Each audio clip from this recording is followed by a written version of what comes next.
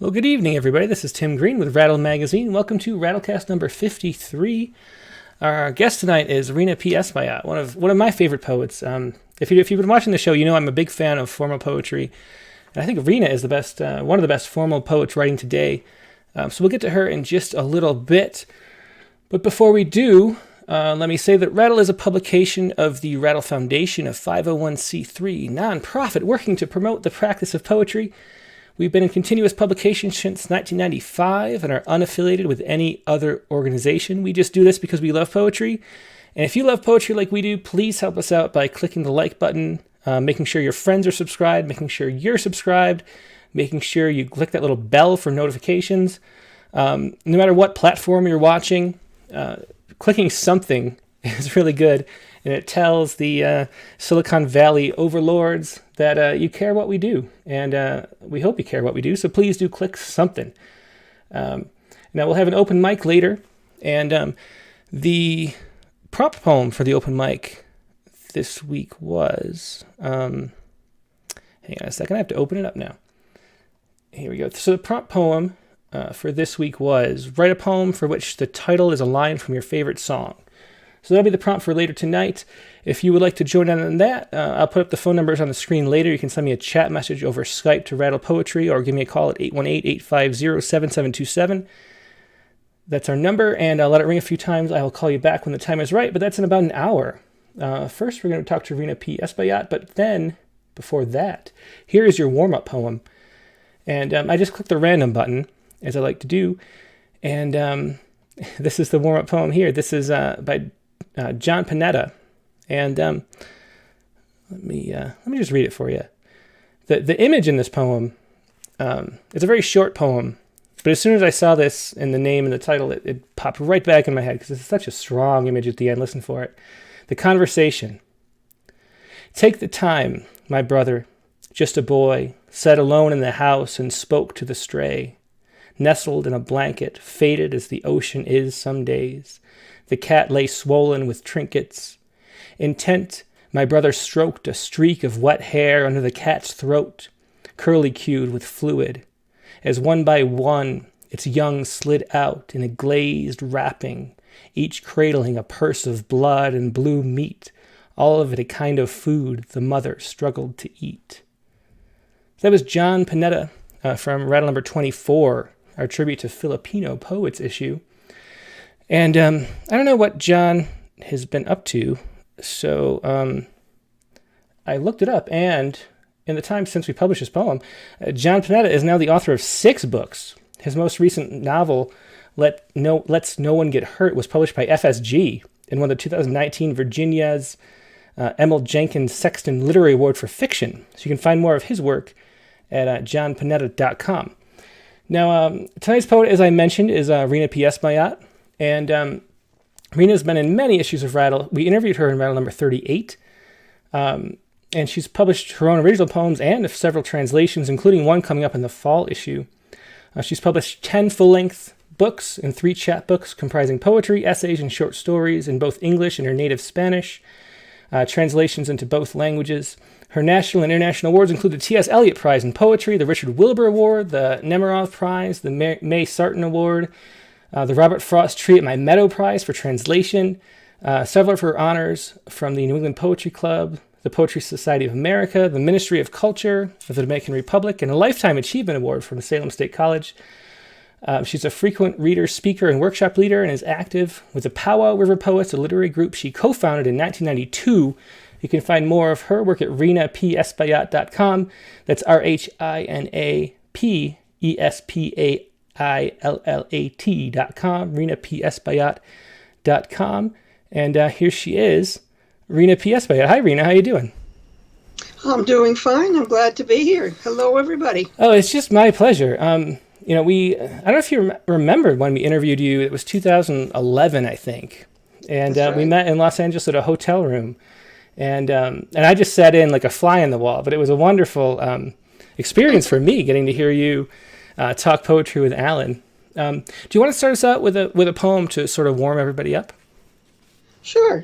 This is from my book titled And After All. And it's the poem on page 7, which is titled Butchering. And the woman who's doing the butchering in this poem is my maternal grandmother. This is based on what I remember of my childhood. My mother's mother, toughened by the farm, hardened by infants' burials, used a knife and swung an axe as if her woman's arm wielded a man's hard will. Inured to life and death alike, "What ails you now?" she'd say, ungently to the sick. She fed them too, roughly but well, and took the blood away, and washed the dead, if there was that to do. She told us children how the cows could sense when their own calves were marked for butchering, and how they lowed, their wordless eloquence impossible to still with anything, sweet clover, or her unremitting care. She told it simply, but she faltered there. Thanks, Richard. That was Butchering from Rhina's 2018 book, And After All, which you see on the screen there. And that's a great poem to start with. I was actually wondering if you might read that, because that last line, she told it simply, but she faltered there.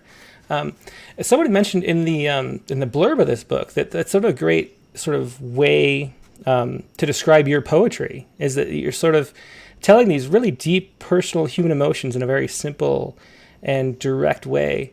And also I was wondering about, you talk about your mother's mother here, your grandmother, growing up on a farm. And I was looking back at the interview, and what really stands out in the interview that we did several years ago was your stories about how important how important poetry was to people in the Dominican Republic where you grew up. Can you talk a little bit about that and about how you got into poetry? Yes, it's amazing that you can stop in a field, for instance, somebody wielding a hoe or a shovel, and if you mention that you love poetry or that you write poetry and so on, they will put down the hoe and they will spout poetry, because they don't read very much if they're farm workers, but they learn it by heart. And it makes such an impression on them, and it feels so important to their lives that they don't forget it. So it's something like what goes on in Russia, where the peasantry is used to poetry. And they don't have to be educated in order to have that. It's not academic. It's part of their lives, their daily lives, which for me makes it very important. I think that poetry is an essential. I learned to write listening to my other grandmother, my father's mother, who was educated and who wrote. She never published anything, but she wrote very well. And she had a lot of friends who would come to the house and play their guitars or their violins or sing or what have you. And in between the music, they would recite poetry. So I heard the two arts together. And because I was only 4 or 5, very young, I didn't understand what they were talking about. They were talking about tragic deaths and tragic love stories and historical things. I didn't understand a thing. But I understood that the adults were having a really good time. I could see it. I could feel it. I felt it in my body. I danced to the rhythm. I used to stand at the door and watch the grown-ups doing this and swing from foot to foot, because the poetry moved me as much as the words did, and I understood the music better. Yeah. So I made up my mind I wanted to do something like this with my life too. Yeah, it's interesting you mentioned dance. I was thinking about this just the other day. I can't remember, somewhere I read there's a theory about what dance comes from, which I never heard before, which is that dance was a way to move in a coordinated way so that predators would think that we were like one big animal and we were scary, rather than I have no idea how true this theory is, but it made me think about, and so the act of dancing and having a choreographed humanity kind of was a defensive mechanism to protect yourself in this wild, crazy environment. And it made me think, since you brought up dance, I was thinking about how poetry, there seems like there's something related there, that poetry brings us, we're sort of like dancing emotionally or something, and there's a sense of like self-preservation there, a way that we protect ourselves from sorrow or something like that. Does Does that resonate with you? That makes perfect sense. It makes perfect sense. And also it's related to early ritual, early religious ritual, like human sacrifice, only this is a lot milder. Yeah. And instead of giving the gods a dead body or blood to spill, you give them a dance. And they did a great deal of that in the ancient days. And of course, dance has always been enjoyable, but it was thought of as a gift to the gods, like music, like singing, or playing the early instruments like the lyre, and all those things. They're related to religion, but also to something internal. I think that the arts, all of them, including poetry, have a connection to the unconscious that is unbreakable. And that you watch children listening to rhythmical conversation, rhythmical talk, which is what poetry is. They move to the meter. They don't know what meter is, but they understand it with their bodies. They move to it, and it's a kind of pleasure. Yeah, it's always fascinating to me that, we do the Young Poets Anthology every year, and just how good that young people can be. Yes. It's just amazing. Like, there's something innate that's like built in. We're like hardwired to love poetry in a way. And it's sort of sad that for a lot of people it goes away, which is a sort of maybe separate topic. But it's fascinating to watch children just write amazing poems like they do. Yeah, I think sometimes it goes away because we want to make them wise when they're not ready to be wise. They're too young to be wise. They're having fun, but we give them assignments like write a poem about liberty. Write a poem about faithfulness, and so forth. And those are all abstractions. They don't mean anything to children. If you want to get a poem out of a child, say, bring me your oldest pair of sneakers. Oh, wow. And put it in front of me and tell me what these sneakers mean to you. What do they remind you of?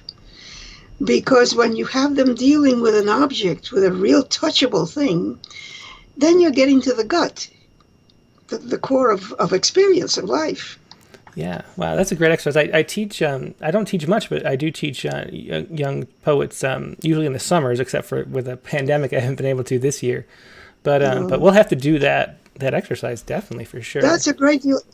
Have them bring in anything that they don't expect to be asked for. And don't use a single abstraction, and you'll see what good stuff you get. Yeah, that's wonderful. It's a great suggestion. I should say, if anybody has any questions for Rhina, I'm watching both Facebook and YouTube, so just leave your questions in the chat window, and I will try to pass them along. But let's hear a couple more poems, Rhina. And whatever you want to read is great. Sure. Well, I started out with memory with my grandmother. And here is one that's a little on the light side. A few years back, I had my gallbladder out. So I thought, if you've had something for long enough and you part with it, you should say goodbye. It's only polite. It's only right. So this is called To My Gallbladder. Oh, what page? Page 68. Okay. Is this goodbye to you, who for so long have shared my days and nights? So near my heart, I thought that we were one, but I was wrong. What guilt and whose is tearing us apart? Is it my long affair with cheese that grates on you? My glass of wine, or maybe two, with dinner? My refusal to lift weights or do the treadmill thing? And yes, it's true, I've had you tracked with cameras to see what you've been up to, but too late, no use. Too much has soured between you and me that I can't stomach. I must cut you loose. Had we confided sooner, who can tell? No more hard feelings, though. I wish you well. I think that was To My Gallbladder from And After All. And that might be I think I might have some gallbladder issues myself, because I can't, if I eat anything fatty, it just kills me the rest of the night. So maybe that poem will be for me in the not too distant future. Do you want to read another one? Sure. This is called December 31. And it's page? It's page 69. It's such a ritual kind of day. It's supposed to be important. It's supposed to be different from all the others. It's supposed to be the end and beginning. But of course, it's just a day like any other. But the expectation makes it special. It's called Too, T-O-O. December 31, too rich a spread, too much of what there is, too strange, too bright, too many dishes tasted that instead of filling, feed the hunger, every bite promising to be perfect, but not quite. Too much to want, when nothing but excess will do, spiraling skyward like a kite, and too late now to wish it any less. Too many pearls on gold and silver thread for needlework begun by young delight, finished by duty, if not left for dead. This tapestry, that kinship starved on spite, those pages never written, safe and white with cowardice, unwilling to confess what the light does that makes the dark contrite, and too late now to wish it any less. Too many books meant to be read, unread on shelves youth stocked when it believed it might. Too much meant to be said, but left unsaid that wanted saying when the time was right. Too much said wrong, too much held close and tight, that should have been let go, have been largesse flung free at once, and never kept from flight. And too late now to wish it any less. Face in the mirror, reading by cold light that lines that spell your memory. Come bless what one more year decrees this final night. Much too late now to wish it any less. And that's a ballade. It's a very strict form. It's 8 lines to the stanza, and it has to have that 4-line short stanza at the end, which is always directed to someone, prince or lord or something like that. So I gave it to Face in the Mirror. Interesting. I never knew that the ballad form had a direct address to somebody at the end. That's news to me. Well, it's not the ballad, it's the ballade. Oh, the ballade. Ah. Ballade. Ah, okay, interesting. I never heard of that before. Yeah, it's a French form. I love the French forms. I love to tie myself in knots. And all the strict forms are wonderful because what you do is you kind of make a box. You make a box out of language. And you climb into it. And you start dancing in it, because poetry is a kind of dance. So you dance in it and you kick it from the inside so that you're threatening the box, but you don't quite break it. No. You always look as if you're going to smash it, but you don't. And that's the fun of it. The fun of it is, you have to have something to work against. Yeah, that's a wonderful metaphor. Dancing inside the box. Wow. Yeah. See, and you do. You kick it without breaking it. Yeah. Yeah, that's beautiful. Yeah. Right. One of the things in the interview you mentioned, talking about, formal poetry and how you write, is that you tend to write in your head, which is unusual for poets to do. You sort of compose at least the first draft completely in your head and then write it down. Do you want to talk a little bit about your process and how poems come to be for you? Well, I've heard about the marvels of keeping a diary. So I tried it, because you try everything. And what happened is that every time I started writing a poem that wasn't finished in my head, it went away. It just went away and it wouldn't come back. So I went back to my old method, which was natural to me, which is to write it in my head. Because, as I told you before, I used to tell my grandmother, write this down for me. So I was used to finishing it in my head, and the first draft gets done that way. Then after that, of course, you look at it with the sane side of your head, and you realize that this line doesn't work, and that rhyme is no good, and so on, and you revise. But the revising is done by a different side of you. It's done by the rational side that thinks and wants things to be perfect. But the poetry that comes right away at first, uninvited, is from someplace else. Yeah. I always think of it as sort of, we have this like conscious layer of our brain, but then there's so much more lurking beneath that we don't have access to. And then poets find a way to sort of meditatively shut off that conscious part and let the unconscious part of our brain speak for the first time ever, and that's what the beauty of poetry is. And then the unconscious has so much in common between people, and that's why poems sort of take the top of your head off. They resonate with you because you're sort of that Neruda has that line that, two solitudes touching each other And that's kind of what the unconscious is, because it doesn't have any access to other people. And then with poetry, it's like, bam, we can talk. Yeah, and, they're not listening to us. We can talk now. Yeah. Yes, it's wonderful. Yeah. With this composing in your head, do you do it well doing other things? Is it sort of like you're doing chores and driving and stuff and writing poems in your head? Is that how it works?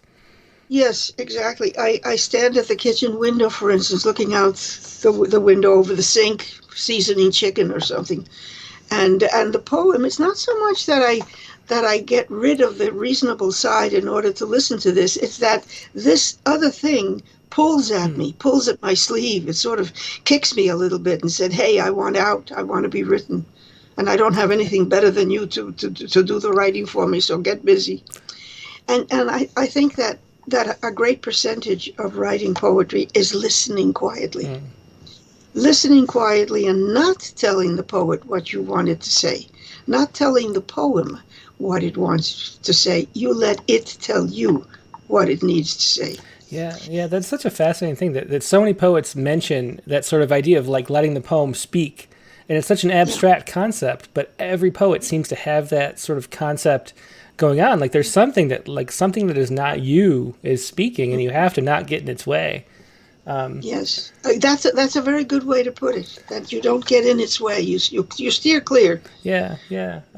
So Josh Williams asks about your process with rhyme. Since we were talking about formal poetry before, do you proceed from a rhyme scheme with predetermined sounds, or maybe even words that you want to incorporate, or do you just proceed from one rhyme to the next and find the words and sounds as you need them? Does this vary according to the form? They find me. They find you? They find me. And sometimes I don't even know what it is the poem is trying to tell through me. But I know that it's something that needs to get out.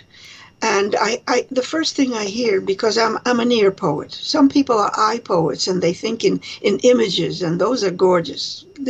Another poem, it's another gift. But I hear the poem. I don't see the poem. And what it does is make me dance, and I hum sometimes, because it's a kind of music. And what comes through is a drum beat. So that's the meter coming through, and I don't really know what is in the beat. I just hear the like that. And then eventually, if I listen carefully enough, words start to slip into the drum beat. And after I have a line or two, I say, so that's what it's thinking about. But I don't really know until it tells me. Dang. And then what happens, that not only the meter comes by itself, but the rhymes begin to slip in. It depends on what the poem is about, what the context is, and the context brings its rhymes with it. Yeah. And there's always revision to do afterward, but you have to wait until it's finished. That's interesting. Wait till it's finished to revise. Very interesting. Yes. Yeah. It's very different than a lot of the advice that other people give about writing. A quick follow-up from Josh Williams. He asked if you've ever written a rhymed sestina, and do you like this sestina in general? I love the sestina. Yeah. I absolutely love the sestina. It's a wonderful form. I'm trying to think if I have one in here. I don't know. I think I have so many of them, but I don't know if it's in this book or if one of them is in this book. I will find one. I think actually there's we already read one. I think two, which we already read, is a rhyme. Oh wait, no, that's a ballad. That was a ballad, right? But I'm looking. There, these certain words are repeated a little bit. I'm so glad to hear that there's a sestina lover in the audience. Well, we had a discussion about sestina a couple episodes ago, because I happened to mention that I think of all the forms, I love formal poetry, but I think the sestina might be my least favorite. Least favorite. Because some people absolutely hate them. Yeah, it depends. I think, and what we came to discover, I think, is that if you pick 6 words that are really meaningful, and then it's not just sort of 6 random words, then it adds a meaning to it, and the repetitions mean something. But a lot of times it sort of feels like an exercise to me, which is the problem in my opinion.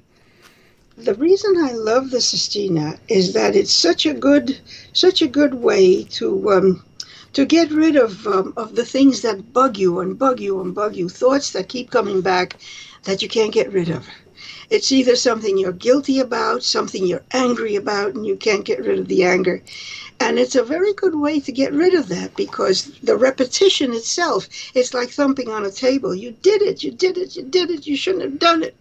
And that helps you to lose the feeling, or at least get rid of it. I'm going to find a Sistina. Okay.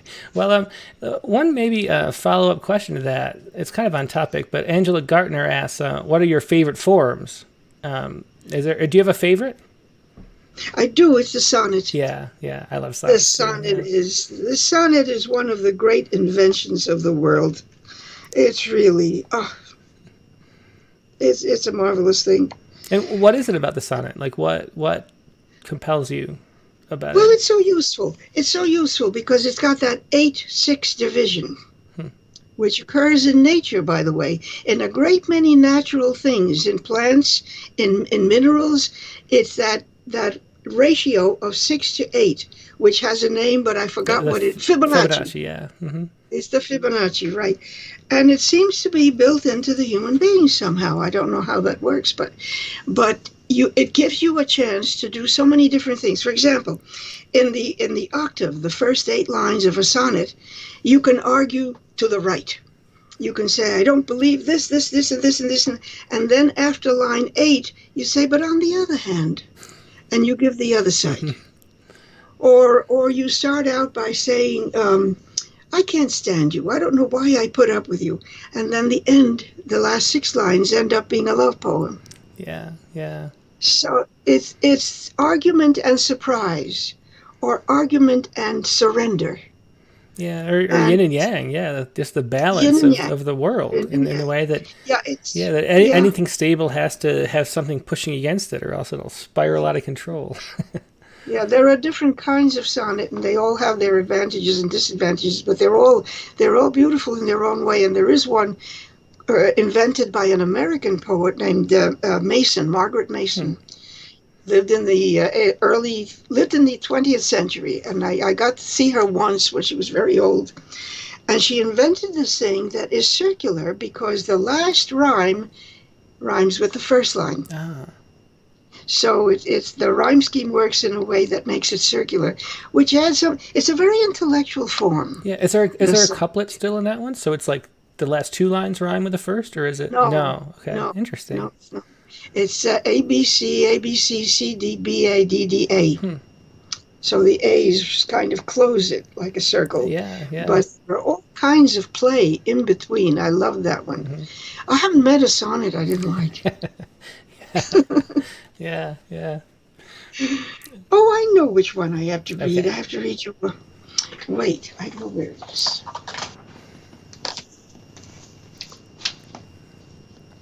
We'll just wait while she gets the book.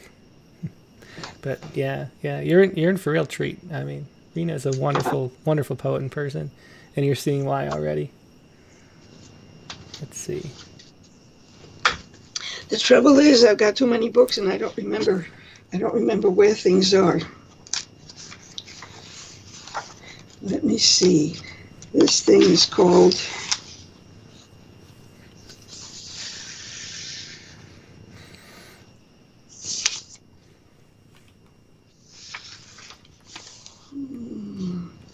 Well, I'll tell you what. While I'm looking for a Sistina,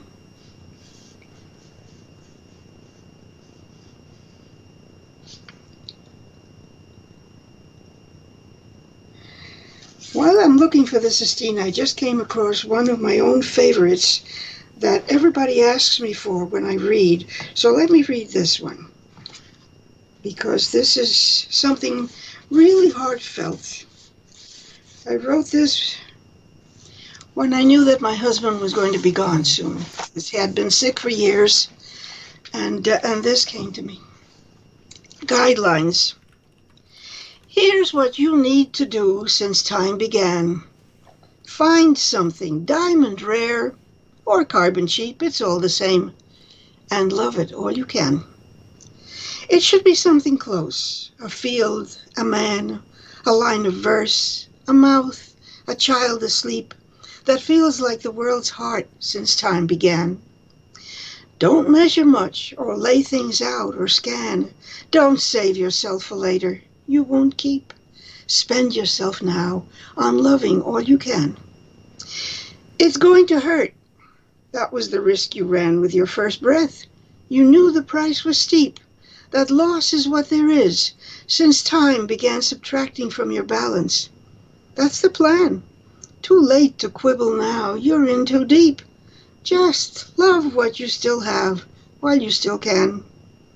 Don't count on schemes. It's far too short a span from the first sowing till they come to reap. One way alone to count since time began. Love something. Love it hard.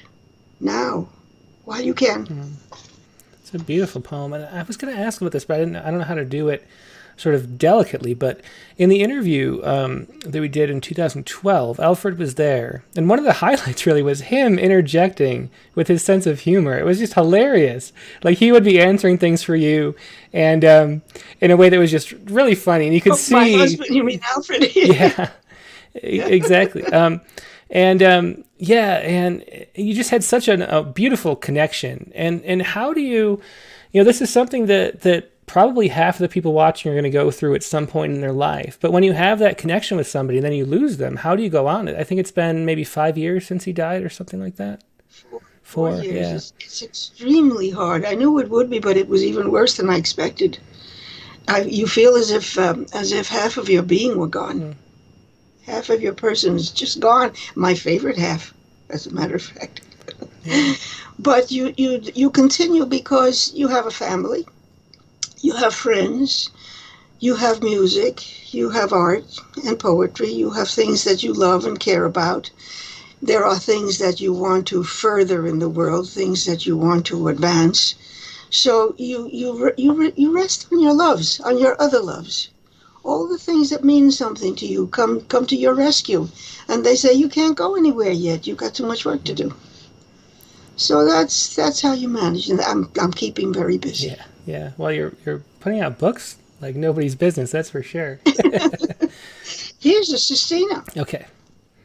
This one is called September, and it's about aging. This is the season. Oh, I should tell those who are not sestina lovers in the audience, those who don't know what the trick to it is. You have 6 words that end every single stanza. There are 6 stanzas and a half stanza of only 3 lines. And the 6 words have to be used, but in a certain order, so that you hear the repetition of the same 6 words at the end. They're not called rhymes, they're called teliutons. And those have to move around in a certain very, very determined way. This is the season of the not quite over, of branches green but thinning, fanned away like fingers a child spreads to look again after those hide-and-seekers. Light is breaking where bloom was, folds of the world's body relearning the horizon, ponds reflect on pondering less. Season made for reflection, but nothing deep. The geese have not flown over yet, honking as if signaling the body to look after itself, to fly away if it can, or brace for changes. Breaking with summer custom, windows close again, silence returns, the neighbor mute again, waving, smiling through glass. Here's my reflection in slightly darkened air, the image breaking in 2, one remembering sound, and over that, another who's glad of silence, of the way things keep their distance now. Time for the body to come back home, to reacquaint the body with its slow unbecoming. Take again, after a summer spent giving away more than it had for good. Time for reflection, the first relieved containment, mulling over the meaning of this pause, this quiet breaking. Afterward comes a harder, harsher breaking, a wave more final that assails the body like recognition reached over and over. What was lost once is lost, still and again, the knowledge persevering, one reflection inside the next, unchanged, moving away.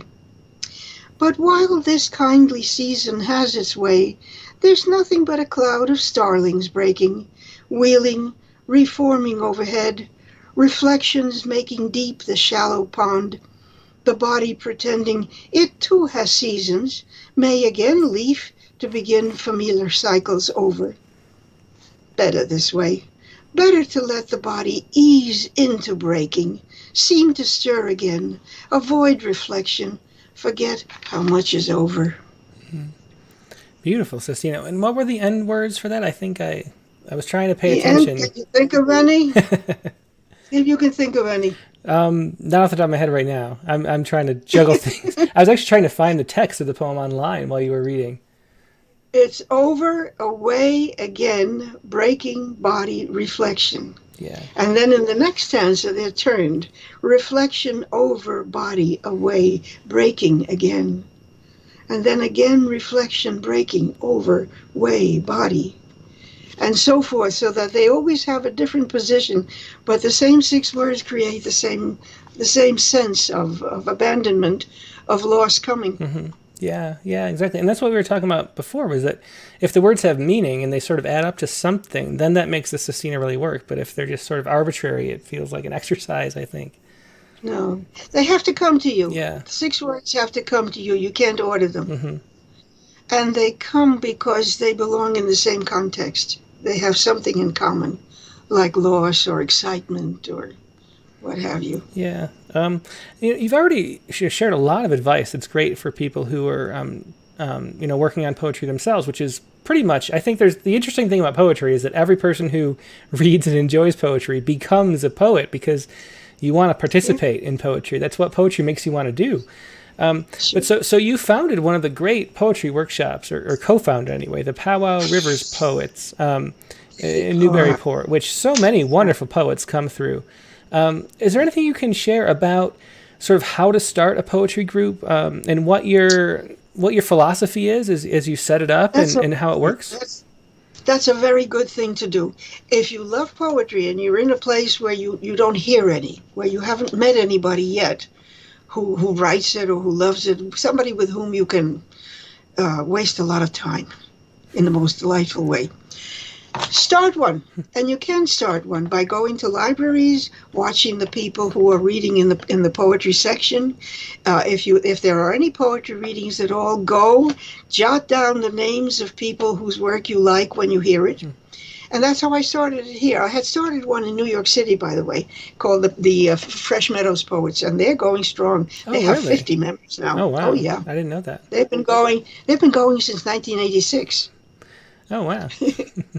Yeah, and I started another one halfway between the two cities, and here in Newburyport, I started the Powow River Poets, and we are now 31, and we have both free verses and formal poets, and we all learn from one another. There is no teacher.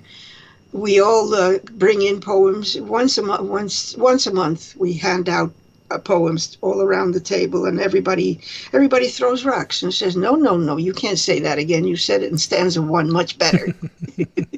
So, and I think there is a secret, and the secret is that everybody's attention should be focused on the work, on the poem, on the paper, not on the person who wrote it. You never say, oh, you did this, or you did that, you did this wrong, or you should have done. That's no good, because that's an ad hominem attack. You're attacking the person. Attack the poem. Say the poem doesn't sound as good in this stanza as it did in the other. What did it do here that is different? And if you do that, then the poet is kind of divorced from it. He can be more objective and not get prickly. Yeah, well, there does seem like there's a balance, because if you're too friendly, then everybody just says every poem is great and nobody gets any help. No, but then if you're terrible. too hard, then you drive people away because it's a brutal experience that no one wants to participate in. So is there a way to strike that balance? Well, the way to strike it is to stay away from the person and stick with the poem. Yeah. That really is the only way, because then the person does not feel injured. Yeah, that's a good way to put it. And you never laugh. You never laugh or say something offensive. You say, the one you brought last time worked better because it did this at the beginning, and this one doesn't do that at the beginning. It doesn't invite the reader in. The one that you did last month invited the reader in. Yeah. So that you make the poet better at what he does by giving advice based on his own work. Yeah. You see? Mm-hmm. Yeah, that makes a lot of sense. To go back to your husband's death, Vicky Miko wanted to ask, she says, I would love to know a little bit about how and when you did begin writing about your husband's death. Was there sort of a period where you couldn't and then you started to, or when did you start writing about that? Because we did publish several poems about his death in Rattle, if anybody wants to go back just online and find him. Yeah. Well, I think the poetry started coming right away, because that's my reaction to grief. Mm-hmm. It just comes naturally. My reaction to grief, or to joy, to any strong emotion. That's what happens. It's as if I were making a box of words and putting the caustic stuff inside of it, all the dangerous stuff that you can't live with. You put inside this box of words, and it doesn't change anything. You know, the people you love are still gone. The things that are wrong with you are still wrong. But somehow you feel you can live with it because it's in that box. Yeah. So it's a kind of therapy. Well, Freud said that the arts were man's first therapy. Yeah, it's interesting. I've talked to a lot of poets, and I feel the same way. I feel like the point of therapy is to, we were talking about the different layers of your brain, right? And I feel like the point of therapy, having studied psychology a little bit, is to sort of bring sort of all of your regions of your brain together, so you sort of aren't hiding anything from yourself. And I feel like that's what poetry does, is that it awakens your consciousness to the things that the unconscious knows, and so it's that there's a resonance there and that is the experience of enjoying a poem, is to have that connection between the different regions of your brain. But then I talk to some people and they say poetry is not therapy. Do not, and they get like almost like angry. But it is. I know, not because you make it therapy, but because it tells the truth. And the truth is therapeutic. Yeah. Oh, that's a great way to put it. Yeah, that's exactly what I meant. Like it's the truth that you're denying, and coming to terms with the truth that you can't come to terms with is what therapy seems like it's all about. Although then I've never been to therapy. I've only read about it, so I don't really know. But it does seem therapeutic to me in that respect. Well, because the things that you cannot face in prose, because they're just too out there in prose. But if you sing it, the thing that surprised me about poetry when I came here from the Dominican Republic, I was in love with the music of it. I thought it was all hand clapping and dancing. I didn't know anything else. But by the time I was 8, I was writing in English and beginning to read serious poetry. And I made a great discovery. I said, holy smoke, this is not about fun and games. This is not all about dancing and sweetness. This is painful stuff.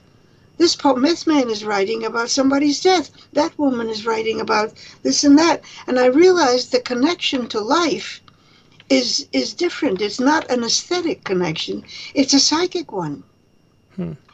It's a real life connection. So I saw the other side of poetry, the side that is not for having fun, but for getting rid of pain. Yeah, for getting rid of pain. Yeah, that's a good way to put it. Yeah. Well, there's one here about my husband, since you asked me. This is called After, and this I think this is the first one I wrote after he died. Is that somewhere that I can find? This is on page 108 of And After All. Okay. Which is a book that's dedicated more or less to the loss of friends and relatives and so on. It's full of dirges. But it ends on an up note, because life does. After. Of all my images of you, is this or that the one to keep? The sick old man I washed and fed and diapered like a child, and eased to sleep with morphine and a kiss. Young, playful father, master artisan, I should say my husband was a good sculptor. Teacher, author of letters to the press in which your conscience spoke, unreconciled to the denial of justice. Mandolin strummer who chose me for a wife. Soldier home from the front, aged, though still less than 21, and aching to begin, given this second chance at life, your life. You gave yourself to me with ring and vow. I kept all of you then. I mean to now. Beautiful. Yeah. Those the endings in the sonnet is just so powerful every time. Yeah. Thanks for sharing that. That is a song. Mm-hmm. Yeah, that's a song. We haven't talked yet. We have about maybe 15 minutes or 20 minutes left. We haven't talked about translation yet. And I was. And you had you wanted to read some translations, but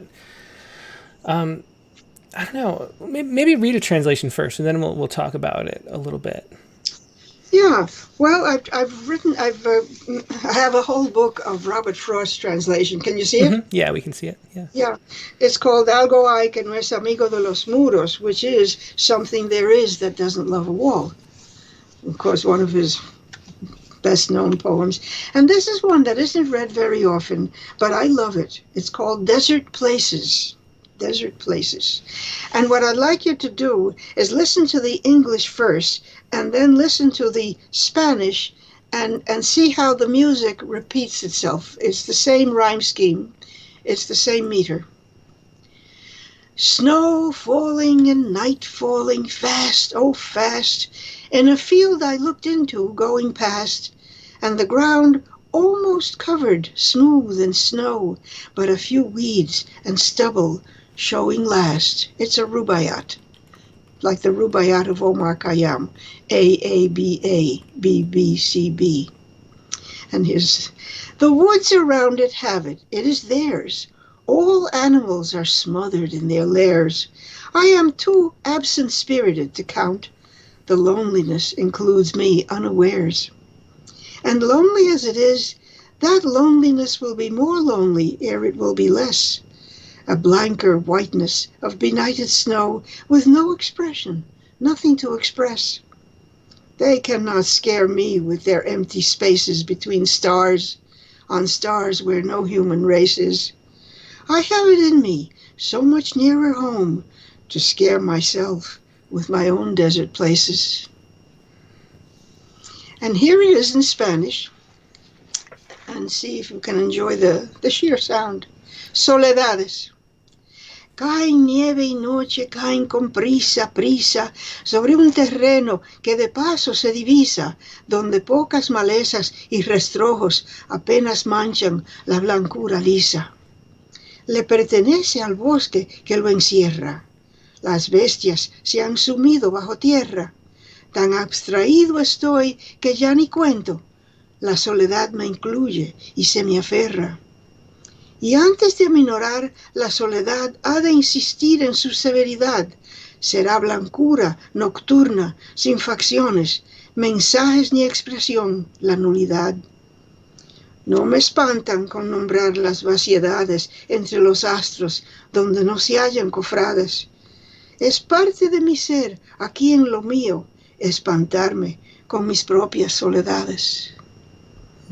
Mis propias soledades, my own solitudes. Yeah, that's beautiful. It's a wonderful poem. Yeah. He's one of my all-time favorites. I'd like to read something from Spanish to English, if I may. Yeah, please do. And that's what we have in the fall issue, we should say. Is this the same poet? No, it's not. It's a different one. Okay. It's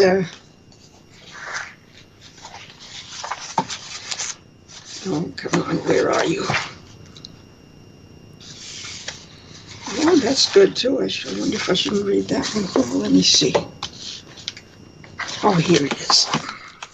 This is the famous St. John of the Cross, who was one of the great poets of the world, religious poet, but he always pretended that he was writing love songs. This man wrote love songs to God, and some of them get downright sexy.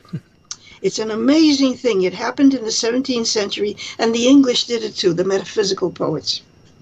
This is called En una noche oscura, canción de la subida del Monte Carmel, the dark night of the soul. And I will only read the first stanza in Spanish and then the rest, all of it in English. En una noche oscura, con ansias en amores inflamada, oh dichosa ventura, salí sin ser notada, estando ya mi casa sosegada. So you can hear the rhyme scheme. One darkest night I went, aflame with love's devouring, eager burning, oh delirious event, no witnesses discerning the house now still from which my steps were turning. Hidden by darkness, bent on flight, disguised, down secret steps sojourning.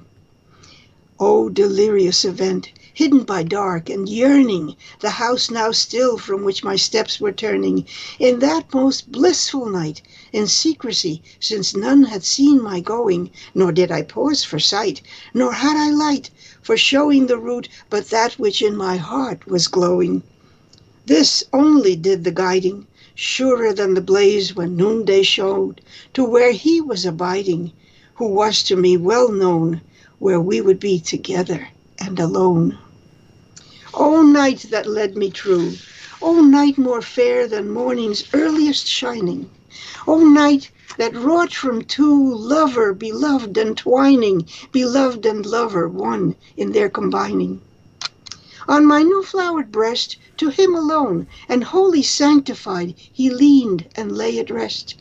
His pleasure was my guide, and cedars to the wind their scent supplied. Down from the tower breezes came, while soft fingers winnowed through his hair. A touch that wounds and pleases caressed my throat with air, leaving every sense suspended there. I stayed, all else forgetting, inclined toward the beloved, face to face, all motion halted, letting care vanish with no trace, forgotten in the lilies of that place. Oh, that was beautiful. Can you say again who that was and what the title was so people can find it? That was Saint John of the Cross, Spanish saint. He was a saint. He became a saint, but he had been a poet all his life. He was a good friend of Saint Teresa. The two of them worked together. And he lived in the 17th century, 1600s. And where can people find that translation, though? Is that in a book? Well, this is in Sewanee Theological Review from the Christmas issue of 2012. And it's in other places by now. It's been in a few places. But this one has a whole, I think about more than half the book is my translations of poetry of faith in Spanish. It says here, Spanish and Latin American devotional poetry translations by Rhina P. Espaillat. So, should I read another religious one? Yeah, sure. Read whatever you want. We're all in awe. I'm reading the comments, and everyone's just loving this. So go ahead. Yeah. Oh yes, here.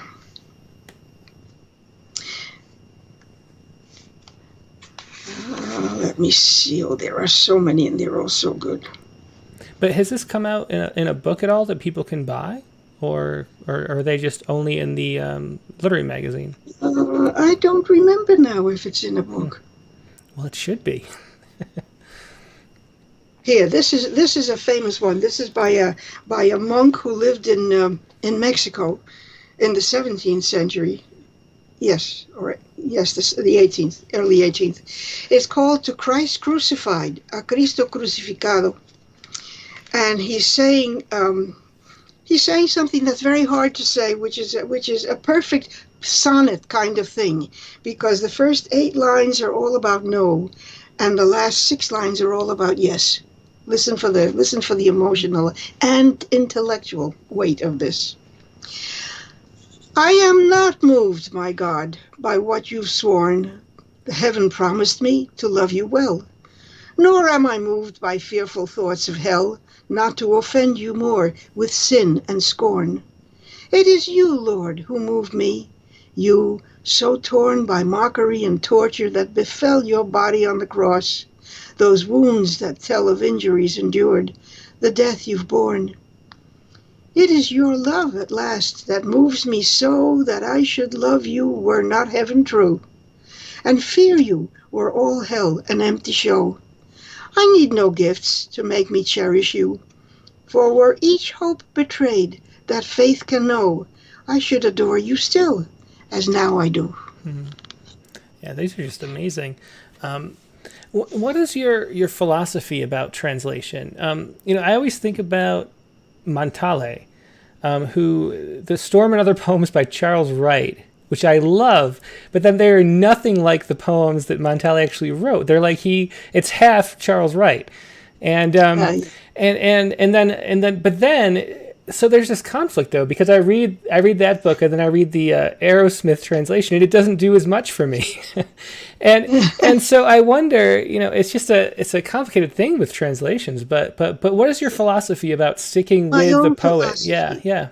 Your philosophy is that you owe something to the original and its author. You're a servant when you translate. You're doing something for somebody else, and it's not to show off your ability. It's to show off exactly what the original poet wanted to show. You owe a completeness and accuracy. If there are figures of speech, they need to be figures of speech in your translation, and preferably in the same context, the same kind of figures. You owe pleasure, but you don't fix the original. If there's something in the original you dislike, you leave it alone. You do not correct it. You're not the teacher, just the translator.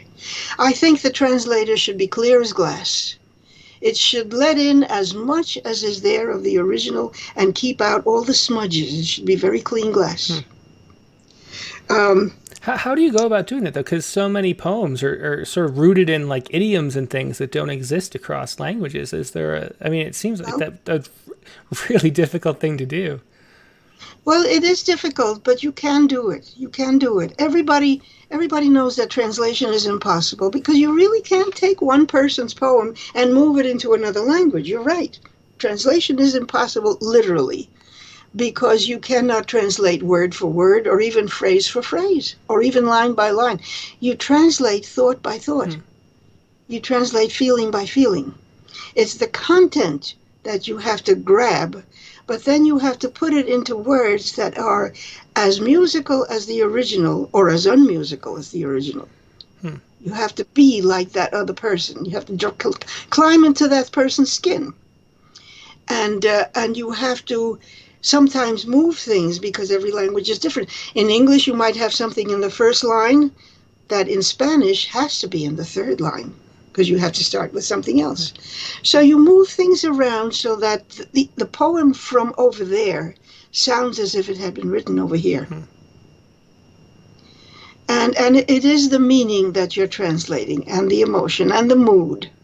Yeah, that's really interesting to hear, be explained as that as thought by thought. I never thought of it that way. There's sort of a related question by Kathy Huang. She says, Rhina, do you think your fluency in Spanish enhances your English poetry or vice versa? And if so, how? And then do you have poems that combine both languages? No, I don't like Spanglish. I don't like Yinglish. I don't like any of the issues because what they do is to destroy the vocabulary in both languages. For example, if you have people who write a poem in half English, half Spanish, they say, open la window. And I can't stand that because then the word ventana disappears in Spanish. What I am really is bilingual, thanks to my father. When I used to come home from school, I would start telling stories and throw in English words. And he would say, no, stop. Tell it to me in Spanish. If any human being can tell it, he can tell it in any language. You tell it in ours. So I was not allowed to speak English in the house. I spoke Spanish only. But everywhere else in the world, it was English. So I grew up speaking two. But if you mix them, what you have is not one and not the other. You have two halves, two half languages, which makes you non-lingual. That's interesting. Do you think, you moved, I saw you moved to New York City from the Dominican Republic when you were 7. Yes. And I guess you spoke Spanish at home and then English at school and things like that, I assume. Everywhere else. Do you think that has something to do with why you became a poet? That, it was difficult at first to sort of, was there like a loneliness that came with that sort of bled into poetry? Well, that, of course, I had lost an entire family. My parents were political exiles against a dictatorship that had murdered a great many people, and they were out of sync with the government, thankfully. So I grew up here, but I wanted to have two languages. My father was quite right. I have two, and I can compose in both of them and move back and forth through translation. And it makes me a kind of bridge between the two halves of my identity, which I love. I love that because now I have two families, two whole countries to myself. Yeah. And I love both of them. I love both of them. Yeah, that's great. We have just a little bit of time left. We haven't really done any poems yet from The Field. Do you want to? That's your most recent book, which came out last year. Sure. Yes. Do you want to explain a little bit about what The Field is about? The Field is, and then read a few poems from there to close out. The Field is a kind of, what shall I say? It's a kind of rescue. This is the book that rescued me out of the grieving. This is the book that talks about nature and about things of this world. The field is this world. And also politics. There's a lot of politics in this book, and I was kind of I noticed that, and I was wondering if Poets Respond, because you submitted some and we published some of these in Poets Respond. Yes, and that's something I never at least noticed in your work before. Addressing sort of politics and current events didn't seem like something you were doing much of previously. Is that something new, or is that just my imagination? It's something I've always thought about in prose. I've always been interested in politics and what's going on in the world. But after I found myself alone, I said, good grief, my grandchildren, I have 4 of them, are going to inherit the world. And I have to think about what it's like, what I'm leaving them. It's a mess. It's a mess right now, at least for me. Well, here's one that's called Rhymes with Banish. Oh, no, that's too sad. I'm not going to read that. Oh, here's one. I love this one. But this is about the Spanish conquest of the New World. And in this poem, I'm speaking like a ship. I am the ship, and I'm telling the reader about the trip. And what page is that? This is page 35. Okay. And it's called A Spanish Galleon Contemplates the Future. Above me, sky, and down below, the stream. Loud on the wind that fills my swelling sails, a swarm of raucous seabirds dive and scream, circling the rigging and the churning wake, where they hunt their food and ride the gales. Do they speak in the exultant noise they make for the future? Unknown and not yet real, but working to become. Under me, the current drags its weight against my keel, like chains pulling me home to Spain again. Wind and water keep me bound in 2 directions toward treasures of the sea and the familiar soil that bred these men, my rough, ambitious, restless, ruthless crew. They also hunt money, adventure, land, and carry with them everything they've known. That heavy burden, poverty, the cross, the force of power in another's hand, reckless energy, the need to act alone, a taste for profit from another's loss. How will they see the stranger, a new race, another's food and customs, gods and speech, weapons and rituals, color, odor, face? How will the other see them? As if each were his own man, or as a faceless horde to be received with loathing and reviled? How will the future judge and then record Spain's juncture with the undiscovered wild? España. The word ripples with pride in its long history of art, design, books in which the words are jewels arrayed as in a royal crown, or as each line of my body, calligraphy in oak, flows like a living being on the tide. Blessed by the Virgin's eyes, my gallery wears railings whose medallion squares evoke balconies, and the gallant artistry with which the lines of Spanish verse are made. Maybe these sailors, as live transplants do, will take root where they anchor, and at last earn what they seek to conquer, not through war, but through labor, the dream of something new, generous, risky, never seen before, more just and free than the retreating past. Another beautiful one, and that was Spanish Galleon Contemplates the Future from the Field, Rhina P. Espaillat's most recent book. Do you want to close out with one more poem, Rita? Sure. Here's one called Three Tences of Light. And this is written in haiku stanzas. I love using the haiku as a stanza. Oh, in what page? This is page 52. Okay. And this one was set to music by a quartet, and they performed it, and it's just beautiful music. Oh, interesting. Is that online anywhere that we could find, maybe? It's the Newburyport quartet. It's I think they have it recorded, and you can hear it. That's cool. I'll try to find it and put it in the notes for anybody watching this later. Okay. All right. Sky, meadow, and marsh, a trinity of waters, three tenses of light. Oh, I should tell you that this was in response to a painting by one of the Newburyport Art Association painters, Andrew Anderson Bell. My husband was the president of that for some years. He was a sculptor. Sky, meadow, and marsh, a trinity of waters, three tenses of light. Tattered horizon, the far fringes of morning where new light rises. Daylight advancing, igniting sudden loose strife, taking the meadow. Cloud blue, flecked with sun. Noon wavering, gold water fringed with black grasses. Nothing here to cast shade, measure the afternoon's retreat, its fading fall into darkness over marsh and meadow.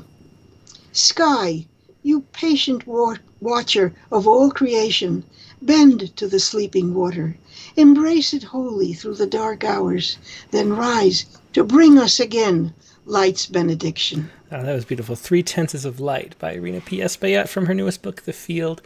Rhina, thanks so much for joining us tonight. I've been looking forward to this since we agreed to do it, a month or two ago, and it did not disappoint. This was really wonderful. One of my favorite episodes. Thanks so much for joining us. It's been a real pleasure. Thank you so much for this and for everything you do. Yeah, well, it's just all my pleasure. I love poetry and hearing people, and especially wonderful poets like you. So thank you. And good night to all the guests. Yeah. Good night to you too. Bye. Bye. Yes, that was Rhina P. Espaillat reading from several different books, including translations. You can find more of her work at rhinapespaillat.com. And that is let me put that on the screen. You can see how to spell her name. It's rhinapespaillat.com, RHINAPESPAILLAT. And she has a whole bunch of stuff. This is the most recent book, The Field, which just came out last year. The year before that, it was And After All. And she also has this book, which we didn't get to, Brief Accident of Light, which I was hoping to talk about a little bit because it's poems paired with these paintings about Newburyport. And it really comes to life in the way sort of like Patterson-like or something. So they're poems of Newburyport by Rhina P. Espaillat and Alfred Nickel. And then, of course, we interviewed Rhina in Rattle number 38, which might be online. I can't remember if I put that interview online or not, but you can check out Alan Fox's full interview with Rhina in Rattle number 38. So yeah, that was a wonderful. Thanks so much to Rhina for joining us on this show. I feel like that's one of those episodes that people will come back to over and over again. Please do click the like button if you enjoyed it as much as I did. We have like 100 people watching on various platforms, and I only see like 33 likes. So click the like button if you would. Now, let's see. So let's do the open mic part of the show, and it's prompt based. If you're new to this Rattlecast, we always do a prompt at the end of every episode, and then you have 1 week to write a poem. And how does this? Let's see. Somehow I keep closing my file. But here it is. So last week's prompt, or last week's prompt for this week was, write a poem for which the title is a line from your favorite song. Write a poem for which the title is a line from your favorite song. Now, if you'd like to join us, so we have to say goodbye to Rhina. If you'd like to join us again, you can email your poem to openmic@rattle.com, all one word. And then after you do that, you send me a chat message over Skype, which is Rattle Poetry, all one word. That's preferred because then we can see you too. But if you don't have Skype, there's nothing wrong with that. You can just call over the regular phone, 818-850-7727. Once again, that's 818-850-7727. Let it ring a few times, and then hang up, and I will call you back at that number when the time is right. So as I mentioned, the prompt for this week was write a poem for which the title is a line from your favorite song. And I mentioned I had trouble thinking about what my favorite song was. And so I asked Megan, who knows me better than anybody else, of course, and she said Freebird. And I said, what's more cliche? I mean, it maybe is my favorite song, but what's more cliche than some like middle-aged white guy who loves Freebird? So I didn't want to pick that. And then she said, well, of course it's The Boxer by Simon and Garfunkel. So that's what I did. I did The Boxer. And I do love that song. She knows me. So here's my poem for today, which was a triolet. And I always line a pocket full of mumbles, such are promises. So here's my triolet based on that line. A pocket full of mumbles, such are promises, as soft as lint that gathers in the drier vent. And does it end? There is no hint. Such are promises, as soft as lint. Coins will tumble, clatter, glint, always ready to be spent.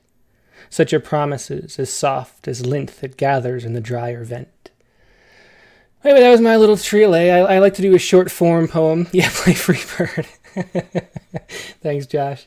Okay, so let's see what you have. Oh, wait. I have to say, Megan's poem was nothing. Finally, there was a week where Megan didn't come up with something and I did. So I have to do a little victory lap for that. So, sorry, you don't have to write a poem every week. It's really hard to write a poem every week. So I missed last week, and Megan missed this week. But let's see what you have.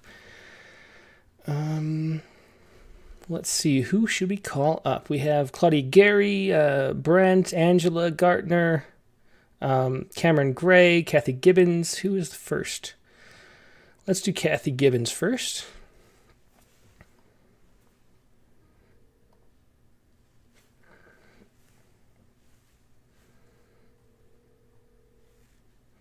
Yeah, so we're calling up, hopefully. Hey, Kathy, this is Tim from Rattle. Just let me pull you in. Here you go. How you doing tonight? Oh, wait. Hang on one second. There you go. How you doing tonight? I'm doing very well. Thank you very much, and thanks for calling. It was a wonderful reading. Thank you for introducing me to Rhina. Oh, you weren't familiar with her work before? Yeah, no, she's one of those poets that I hope, and anybody watching this later after the fact or right now, if you teach poetry, teach Rhina's work. I hope she's one of those poets that people read 100 or 200 years from now, because I just love her poetry. And wonderful tips for work stuff.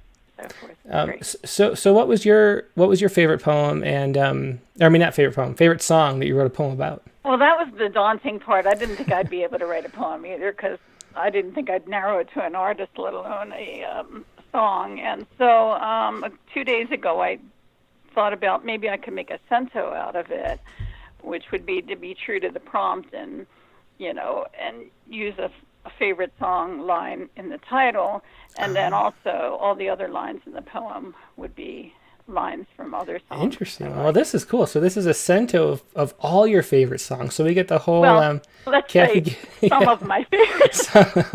Yeah, so we have the whole playlist here. Okay, so let's hear it. Okay, and the first the title and the last line are both from the same song, Shiver Me Timbers by Tom Waits. I'll start out with that. He is one of my favorites, though. The clouds are like headlines on a new front page sky. And at night, the stars put on a show for free. Like a bird from these prison walls, I'll fly. Some raven at my window with a broken wing. Pay attention to the open sky. Take the dark out of the nighttime and paint the daytime black.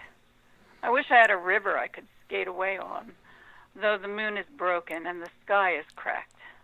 The water's my daughter, and I'll skip like a stone, smell the sea and feel the sky, the cracked bells and washed out horns. Starry, starry night sparkles before she speaks. No more cold iron shackles on my feet. I would teach my feet to fly into the mystic, with flowers and my love, both never to come back. Younger than the sun, I'd let soul and spirit fly. The only thing I can see is all that I lack. I could build me a castle with memories just to have somewhere to go. I've found a paradise that's trouble-proof. There's a sweet smell of home in the breeze, and I know, beyond a doubt, my heart will lead me there soon. Someday, they're coming back. Some say they're coming back in a garden, bunch of carrots and little sweet peas. California, I'm coming home. Will you take me as I am, with my body at home and my heart in the wind? Oh, that was really cool. I don't think I've ever heard a cento written after music, songs before. And just for the people listening and who can't watch, we have some Tom Waits, we have Laura Nyro, and Gillian Welch, Bob Dylan, Jackson Brown, Joni Mitchell, Van Morrison, some Bob Dylan again, the Rolling Stones, John Prine, Bonnie Raitt, Bobby Darin, Iris DeMent, and Joni Mitchell again. So, that was awesome. Thanks so much for sharing that, Kathy. Thank you for letting me read. Oh, yeah, my pleasure. That was fun. Yeah, thanks. Have a good night. Bye for now. Bye. Let's see. Let's call up. Let's do Claudia Gary. Try to find Claudia's poem really quick. Here we go.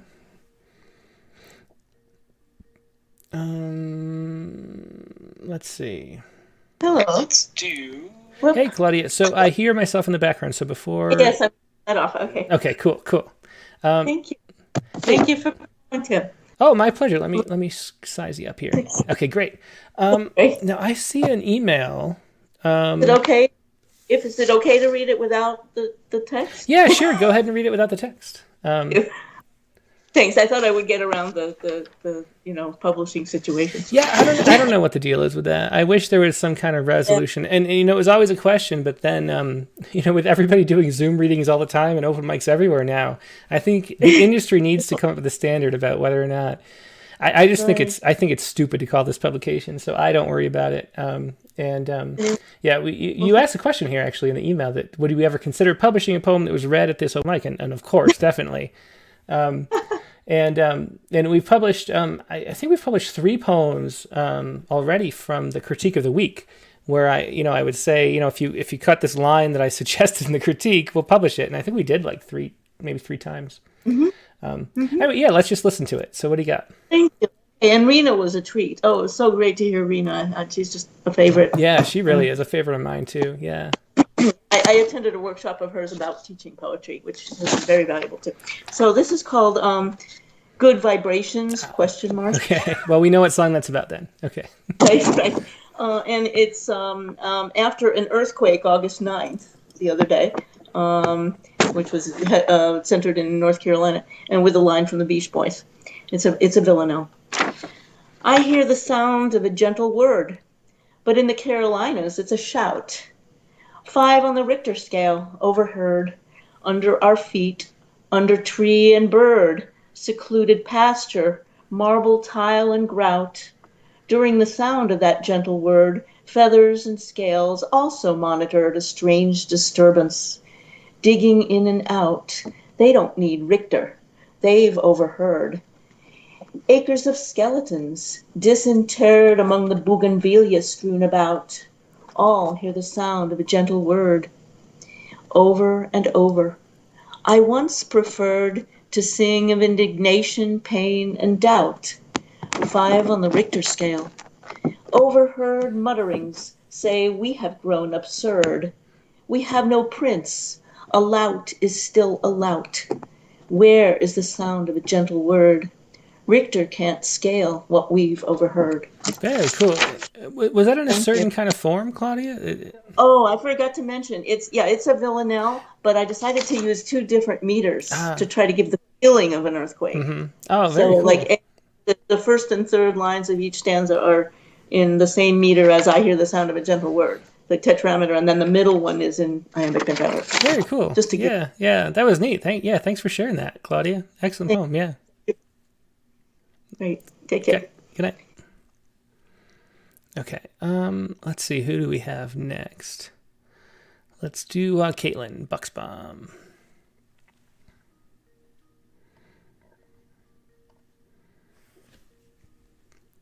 Let's see.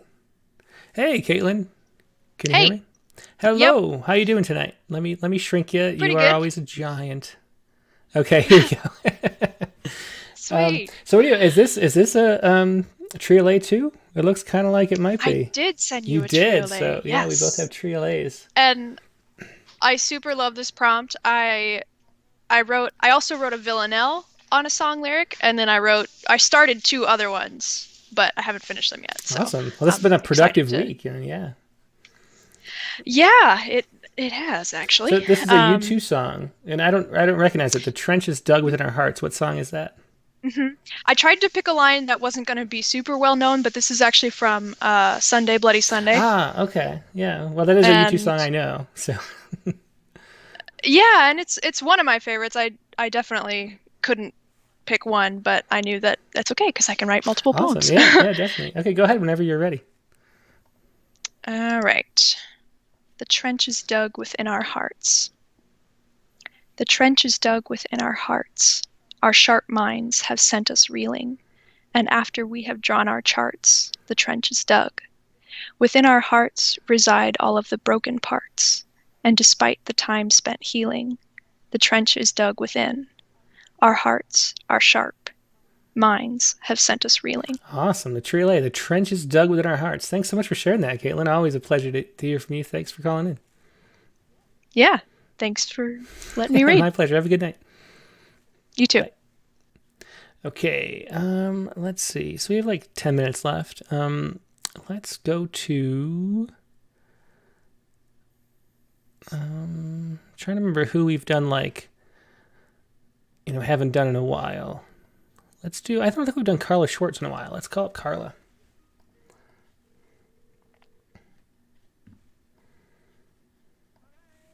Hey, Carla, it's Tim. Did you want to share? Oops. All right. Okay, it's me, Carla. Yes. And I just muted my computer. Okay, we're good to go. So what was your poem written after? What's your favorite song? So it's one I've been listening to a lot lately, which is Dance Me to the End of Love by Leonard Cohen. I don't know that one, actually. I have to look that up after the show. Yeah, well, look it up on YouTube because there's a really cool video. Yeah, I definitely will. And this line from the song is called "Show Me Slowly What I Only Know the Limits of." And this poem is it is actually written as 6 lines, each being an American sentence that is of 17 syllables. That's interesting that you do an American sentence based poem, because today, we'll talk about it a little bit in a minute, but today I recorded the final little segment of next week's episode with Paul E. Nelson, who has a whole book of American sentences, has been writing one a day since 2001. Oh my God. So this is like the American Sentence Day. So interesting coincidence here. Yeah. So go ahead. This is Show Me Slowly What I Only Know the Limits of. Yes. You shout your violet fury for all to hear out our open windows. I close them and sponge as you bombard me with acidic vitriol. Look me in the eye when you declare you want to banish me away. Or open the windows and let the air sift across your crumpled face. Take my offered hand and inhale my understanding of your complaint. Let us sit here side by side, exhale, exhale, until once again we quiet. Oh, that was very cool. Thanks so much for sharing that, Carla. And we should say, I should have mentioned it, but if you don't know what an American sentence is, it's sort of like the American version of a haiku, where every line is 17 syllables. Or I mean, it's like usually they're isolated, so it'd be one sentence, a one-sentence haiku of 17 syllables. Ginsberg invented this form, I think. Yes, I think so. Yeah, well, thanks so much for sharing that. That was really cool. And that was... Thank you so much. It's a great night. Yeah, it was. I just love Rhina, so it was fun no matter what. But then the open mic is really good too. So thanks for sharing this, Carla. All right, take care. Good night. Bye. Okay, let's see. Who? Let's do Brent.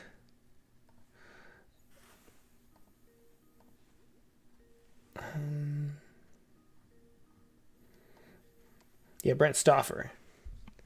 Hey, Brent, can you hear me? Yes. Let's see. I don't have any. Can you hear me? I can hear you. It's a little quiet. If you can move closer to the microphone, maybe. And I don't have video either. I'm not sure where the. Well, you're good. You're good. Here you go. Bam. There we go. Okay. And every time this Skype icon comes up and starts ringing, I am filled with fear. Because it's always a different, or seems to me like a different technological hoop to go through to get everything going. Yeah, just welcome to my world, Brent. Yeah, every episode, there's something different. And this time I logged into YouTube, and I went to start. Rhina was already on the line, and it said, "Welcome to the new Facebook layout or YouTube layout." And I was like, "Thank you so much." And so I had to figure out which the button. It's the same stuff, just the buttons move. Like this button used to be over here, now it's here. Like I don't know what the point is. They just try to mess with you, but we all worked it out. So you're online, we can hear you, and we can see you. And so what was your favorite song? Well, like everyone, I think it's not my favorite song, and I had a lot of trouble winnowing something down. Leonard Cohen made cut. Simon & Garfunkel made cut. But the problem with lifting a lyric from one of them, especially if it's known, is that I then invite comparison to the original. Mm-hmm. And some of their lyrics are so strong that I didn't feel great about that. Anyway, I finally said, well, what am I listening to right now? And I'm listening to a Peter Gabriel live CD or album. It's a playlist, really. But the line is, whatever fear invents. And it's from a song called Come Talk to Me, about trying to initiate communication when communication is hard. Mm-hmm. Okay, cool. Well, it's ready whenever you are. I'm a little ashamed that it's not formal. Every other poem tonight so far has been formal. Oh, that's but true. There are rhymes in it. Okay. Yeah. Well, there's rhyming. It occurs haphazardly. So. Okay. Yeah. Well, there's no shame in free verse. It's totally fine. Okay. Good. All right. Oh, and there has been. I wrote it in the last minute, and there has been a major edit already at the end that you'll notice. Okay. Okay. It's mostly there. Okay. Whatever fear invents. If you spit out that rose, all my cowardly snipers would fall from the battlements. Send the raven from the long night of your black hair with a manuscript tethered above his ancient claw. Send an emissary by horseback or subway train. I know the terrain is rocky, unknowable, and full of years. Meet me under the blackjack oak or behind the Burger King by the tracks. Send an email through the bones I throw. Remember our unnameable daughter. Sing with me the songs we would have taught her. Whatever fear invents will hide its gnarled head under a trembling leathery wing to escape such brave and sad music. There's still much to know. My astronomers are eager to chart the freckles that dot your pale body, far apart and tiny like stars. Awesome. Thanks so much. And it's just interesting to see, like, maybe because you didn't go in a formal way, you sort of veered in a lot more creative direction than maybe the other people have done, and myself included. Very cool. Thanks. That was Whatever Fear Invents, Brent Stauffer. Thanks, Brent. Thank you so much, Tim. I appreciate it. Yeah. Oh, and by the way, Rhina was amazing. She never is, yeah. heard of her, and I'm going to go get some of her books for sure. Yeah, I don't know how people, like, I really feel like she really should be one of the most famous poets. The thing is, I think unless you become the poet laureate, like, she should be the poet laureate of the United States, and then she would get the fame that she deserves. Yeah. She won the T.S. Eliot. Mm-hmm. She won the Richard Wilbur. It's like, how have I not heard of her? I know. Yeah. She's like a legend. You've so done us all a great service. Yeah. Well, awesome. Well, yeah. Check out her I learned book. a lot from her talking. She just drops wisdom like there's a stream of it. Yeah. Well, I think she's 88 years old and has been really a master of poetry for most of that time. Wow. So that's a lot of wisdom piled up in Rhina P. Espaillat's mind. Yeah. All right. Cool. Well, thanks. Thanks, great. Brent. Yeah. Talk to you soon. Okay. Hey, good night. Thanks, Tim. Bye. Okay. Let's call up. You know what? We might be able to get to everybody. If we do sort of a speed round. Let's call up Michelle Parks and we'll try to do it quick. It's 7:30 for me, which means we've been going for 90 minutes. But we have hey, Michelle, good to see you today. Are you in? There you are. Yeah. Hello, Michelle. How you doing tonight? I am awesome sauce. How you doing? I'm awesome sauce too. I like that. Yeah. That's my favorite word. Well, I like that word. So your poem, let me really quick. Let me paste it into a Word document really quick. Oh, that's cool. So what was your favorite what was your favorite song that you wrote about? It's actually a very new song. It came out this year, and when I heard it, my son introduced it to me, after Piers Anthony. It's Fat Rat, called We'll Meet Again. And I immediately added it to my funeral list, because when I'm gone, I have to have a funeral, because we have to celebrate my journey. So I have a poem that I wrote for my funeral.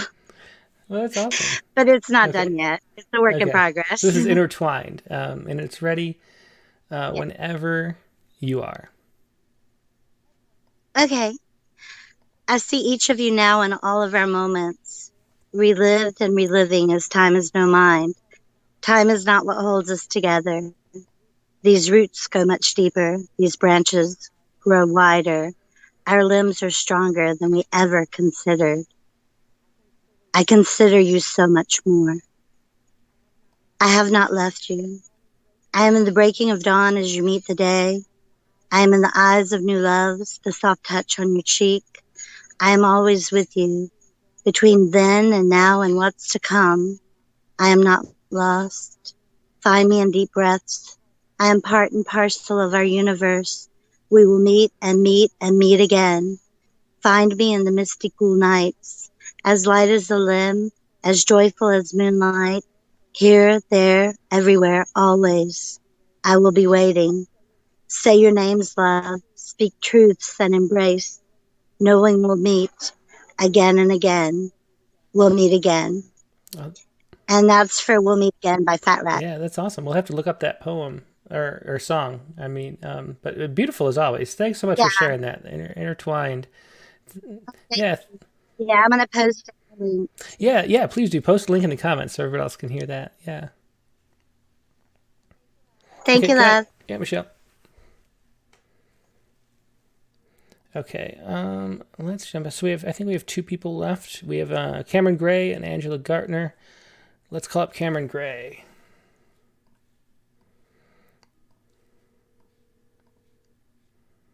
Let me try to find. There we go.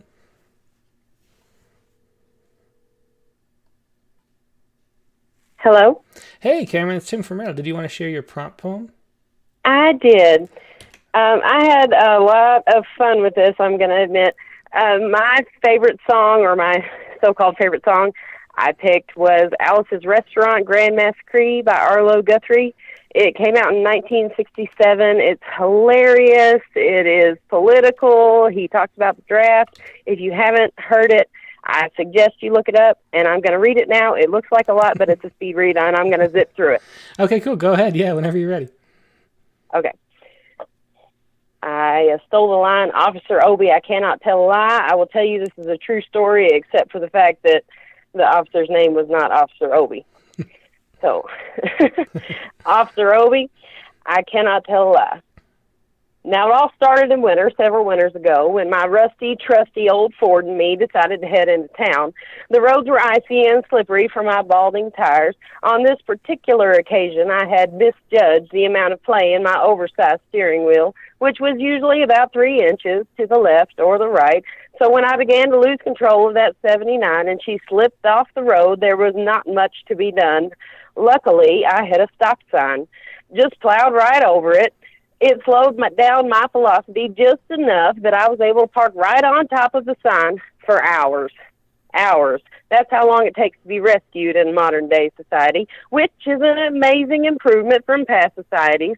I watched a dozen of cars go by, big trucks with winches, police cars without missions. A woman in a tiny car full of tiny humans was the only one who stopped to offer me help. No, ma'am, help is on the way. Help was on the way. It just takes a few hours sometimes in modern-day society. While I waited, I questioned the stop sign. After about 45 minutes of interrogation, I came to the conclusion that that sign wasn't stopping anybody anymore. I crawled under my battle cruiser and freed the sign from its post, tucked it neatly behind the seat, and continued to wait. But that's not what I'm here to talk about. It was several months later that I was driving some friends home late one evening in my rusty, trusty Ford. I happened to be speeding, but of course I didn't realize. My dash lights were out, and my speedometer was a bit of a guessing game in the daytime. So when I saw blue lights, I stopped. Once Officer Obie confirmed me and my friends were who we claimed to be, he asked if I had anything illegal in the truck. So I said the worst thing I possibly could. No, officer, not that I know of. And they made us all step outside the vehicle. We were individualized, breathalyzed, and immobilized with handcuffs. And after about 45 minutes in the back of a squad car, they were able to destroy the inside of my old 79. After all that searching, they finally agreed on a souvenir to bring back to the man in charge. What can you tell me about that stop sign behind the seat? I said, Officer Obie, I cannot tell a lie. I put that stop sign behind the seat. Kid, that's a felony charge, potential manslaughter. I said, whoa, officer, I bought that stop sign at the flea market. He said, can I see the receipt? I said, you mean to tell me you didn't find it after all that rummaging you done through the cab? No way I could find it now, surely, if you boys didn't. So I got to spend the night in jail. After a few weeks later, I went to court. Smart kid that I was, I got a lawyer. Told him about buying the sign at the flea market, and he pretended to believe me and didn't ask for the receipt. My case was presented to the judge, and I was released with a misdemeanor and a fine of $500. That's right, $500 for a stop sign, and they didn't even let me keep it. But that's not what I'm here to talk about. A few months ago, I was wandering around the indoor flea market. Sometimes you find something you don't need, but simply can't live without. I turned the corner to see not one, but 3 giant red octagons with white reflective letters that read, stop. I checked the price tags, $15 a piece. $15, could you imagine? For just $45, you could have 3 felonies. I shook my head and thought, save your receipt, kid. That was awesome. What a story. And we have this picture too, that Cameron Gray sent to go along with the poem with all these stop signs. That will corroborate my story. This is an actual thing that happened to me. That was really fun. Yeah, thanks so much for sharing that. I wrote it in Alice's Restaurant Grand Massacre style. Like I said, if you haven't heard the song, you should look it up, and then it'll make this a lot more sense. It's kind of a rambling story. Yeah. But well, that was really cool. Thanks so much for sharing that, Cameron. I appreciate it. Oh, thanks for letting me read it. I know it was long. No, it was good. It was great. Have a nice night. Thank you. And sorry to Cameron and everybody watching along. My screen froze, so I was trying to unfreeze it. So we got the wrong poem, and I couldn't find the right place in the poem as we were listening. But what a wonderful poem and story that was. Now I think the only one left. Let me make sure I have everybody. Oh, there's a 207 number. You know what? I want to get to everybody. I'm kind of in the mood to get to everybody today. Let's do this 207 number, and then we'll also get Angela Gartner too, and then we'll get everybody, I think. Let me scroll one more time. Okay, yeah, I'm going to get everybody. It's still not school nights yet. My kids can stay up a little late. Hey, it's Tim with Rattle. Did you want to share a poem? I would love to, yeah. Thank you so much. Who am I talking to? Oh, I'm so sorry. It's David Leo Sirwa. I sent an email on Wednesday. Okay, let me try to find it. Sure, it was the day after you gave the prompt. Oh, it was oh, there we go. Yeah, it is way back there. Okay, so 6 days ago. Yeah. And so what was your favorite poem that you sang about? Joy Division, I see. Yeah, I love Tear Us Apart. Yeah, let me put this in. Maybe I shouldn't put it in the Word document. I'm trying to not accidentally show people's email addresses and phone numbers and stuff. Let's see. Okay, so I don't even know. I'm not a big music person, and I've heard Joy Division many times. The title, I don't know what they sound like, but is my timing that flawed? From Will Love Tear Us Apart? Oh, I think I know Will Love Tear Us Apart. Okay, so maybe I'm not as ignorant as I thought. Okay, so go ahead whenever you're ready. Okay. Is my timing that flawed? I know. God is timeless, a diamond without flaws. But man, his timing is flawless. While I weed my precious fields of words and gently tend my flock of dogs, I ponder Paul Valéry, translated by me. Splendid dog, keep the idolater out. Solitary, with the smile of a shepherd, I graze for long moments my mysterious sheep. The white flock of my tranquil tombs ward off the prudent doves, vain dreams, curious angels. Suddenly, bombs of responsibility explode all around me. That keeps me busy. Damage control, gravel soup for the soul. It distracts me from my path and its poetry babies, simple epiphanies, or as another French poet named Paul put it, the unbroken chain of dawns in the brain. The mind's a wild garden we have the tools to tame, must cultivate wakefulness. It roots out all weeds, false thoughts I take so seriously. It so happens I am sick of being unenlightened man. Many don't believe in God. I don't believe in matter, or in belief for that matter. Our inner experience matters. 33 degrees of Shiva vibes. Everything's electric. Sometimes I wonder if I don't want to wake up. What am I getting out of not being liberated? Don't I want to see the universe as supremely blissful light? Do I like the droning note of worry? Does it make me feel alive?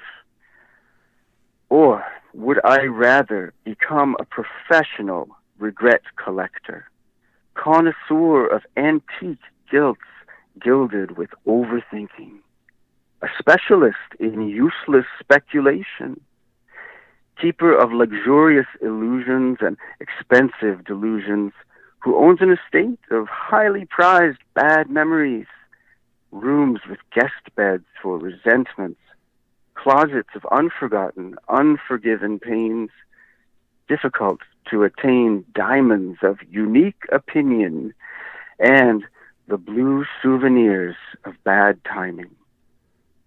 I once wore the odor of a soul gone sour, too busy with addictions to notice the needs of those around me. I will waste nothing, recycle the bottles stored in my head, turn my past into a tragicomic epic poem. I've got enough tough shovels to break the crust of dirty thoughts, a spade for every silly weed, and I will water the plot of better habits, a plume flared behind my ear, where I will indubitably hear the muse. As great poet saints say, awakeness always sways amidst the overcrowded garden of the heart. Thanks so much. That was You're Is welcome. My Timing That Flawed? Yes. By David Leo Sirois. Is that how you say it? Sirois. Sirois. Okay, yeah. Thanks so much for sharing that, David. That was a lot of great Thank lines you. in that poem. I love the Valerie translated by me. That was probably my favorite little bit. Thanks. Yeah, cool. Awesome. Thanks. Have a good night. Hey, thanks a million. Yep, bye. Bye. Okay, let's close it out with Angela Gartner.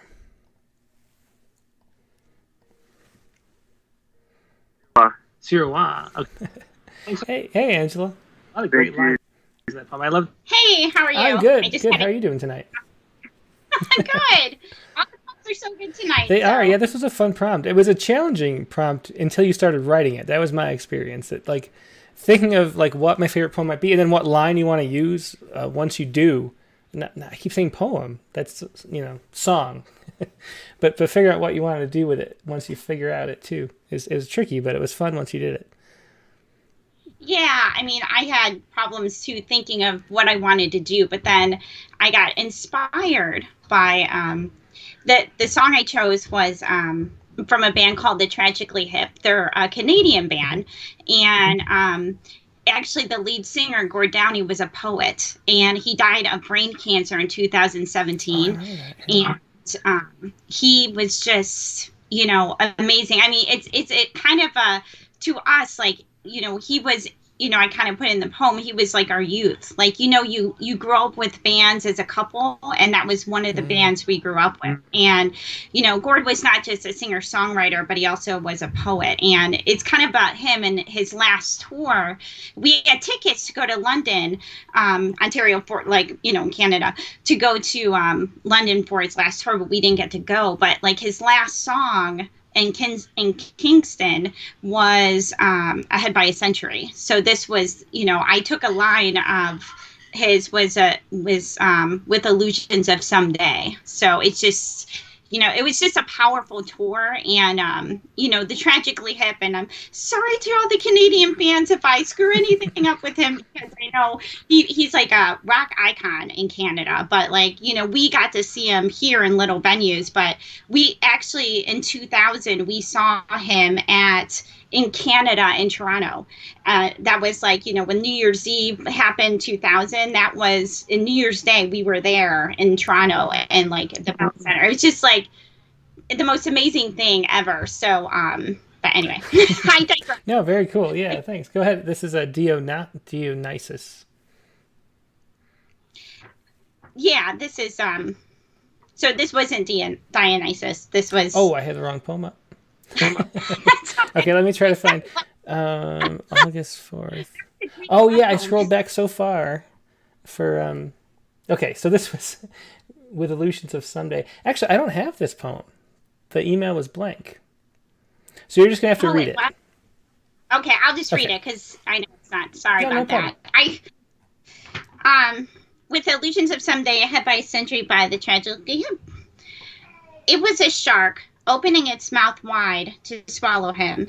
We all swam with him in the grim diagnosis. The man who lifted our spirits was sinking slowly beneath the waves of life. The poet, with a feather in his cap and Jaws t-shirt. He wasn't giving in, fighting till his last breath for the rhymes and words he could still give to our fading world. And he did. He gave one final bit of himself to the ones he loved and his fans. His voice rang out with songs of our youth at the end and made us wish for another century with him. Beautiful. Well, thanks so much for sharing that, And it's a great story, too, to go with it. Yeah, I appreciate it. No problem. Thanks. Have a great night. Yeah, you too. Bye. Okay, so I said I'd get to everybody, and I forgot, or I didn't see this one. Jessica Dawson called into. Let's do Jessica Dawson really quick. I think this is over the phone. We have her poem, The Movement. So the phone is ringing. I moved my mic, if nobody noticed. I need to, like, move the lights now, because now I get weird shadows on my face. Hey, Jessica, it's Tim. Did you want to share your poem? I thought, I was like, Angela, it's got to be the last one. Yeah, I know, but then I saw there was only, one left, and I didn't want to, like, leave one person out. So let's do it. Oh, thank you. Okay, hold on. It's loading. My computer's being super weird tonight. Okay. Yeah, no problem. Well, usually you jinx my computer, and then it freezes. So we'll see if that... I know. I'm such bad luck. At least on Sundays that happens. Okay, so this is The Movements Were Beautiful All in Your Ovaries. Interesting title. What was your favorite song, and what was this about? This is one of my favorite songs, and it's from the band Neutral Milk Hotel, Never and heard it's called "Oh Comely." Oh, cool. We'll have to look that up later, too. I think you might like it. I mean, I don't know what your music taste is outside of heavy metal, but yeah, you should look it up. It's really good. Okay, I will. Okay, so the movements were beautiful all in your ovaries. Sometimes over dinner, your fork accidentally scrapes the plate, and you tell me how old our child would have been by now, and I say nothing. I do nothing. When we have sex, I remember the way your body used to move under me with aggressive teenage love, and I wonder if you are thinking about the baby we formed decades ago, trying to remember the silly and forgettable name we gave it before we paid the doctor to take it out of you. We used to laugh. I never saw you cry once, even when it was all over. And now we try, and we keep trying to have that same accident on purpose because we are ready to combine our hearts into one perfect being. But now the white, sterile walls feel like they're mocking us as you wait in your see-through gown on that crunchy paper. My hands have begun to mold onto yours as the clock clicks over the same news from the same doctor about another child we will never know in person. And under this light, this painful, pale fluorescence, you're as beautiful as ever as we say goodbye to another one. Oh, beautiful poem. Thanks so much. That was Jessica Dawson again with The Movements Were Beautiful All in Your Ovaries. Thanks, Jessica. That was a really powerful, touching poem. Thanks for sharing that. I feel bad for leaving this show on a sad note. Well, I will do something dumb, I'm sure, and then that'll leave it on a light note. So that's how it usually works. Okay. Okay.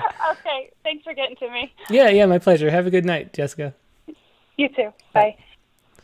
Okay, so yeah, that was the show for tonight. I hope you enjoyed it. Rhina P. Espaillat, wonderful as always. Great open mic poems. Thanks to everybody who shared it. Yeah, I have to put a new light on this side now if I'm going to move. And to tell you the truth, it's because I have a TV over here, and I never use it. But now there's baseballs back, so the mic was getting in my way of the baseball, so I had to move my mic.